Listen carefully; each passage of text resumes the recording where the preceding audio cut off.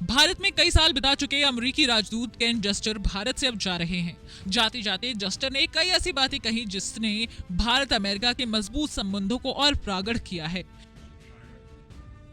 भारत से जा रहे अमेरिकी राजदूत केन जस्टर ने हिंद महासागर प्रशांत क्षेत्र में दिशा निर्देश जारी करने की आवश्यकता पर जोर देते हुए कहा कि अगर जरूरत पड़े तो हद बताने वाली लाल रेखा भी तय की जानी चाहिए।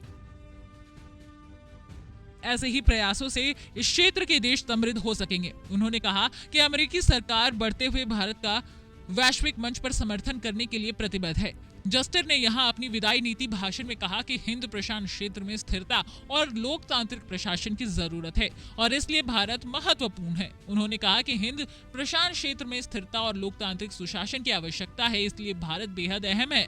उन्होंने जोर देकर कहा कि दुनिया में द्विपक्षीय संबंध कहीं भी इतने व्यापक और तत्व से भरे नहीं है जितने भारत और अमेरिका के हैं। उन्होंने कहा अगले 5 वर्ष और उसके बाद हमारा मिशन इस प्रयास को और मजबूत बनाने और दिशा निर्देश तैयार करने का होना चाहिए। साथ ही आवश्यकता पड़ने पर रेड लाइंस भी बनाने की जरूरत है। इससे क्षेत्र में सभी देश समृद्ध हो सकेंगे, जहां संप्रभुता का सम्मान किया जाता हो, नियम आधारित शासन हो, अंतर्राष्ट्रीय कानूनों के मुताबिक विवादों का शांतिपूर्ण निपटारा हो।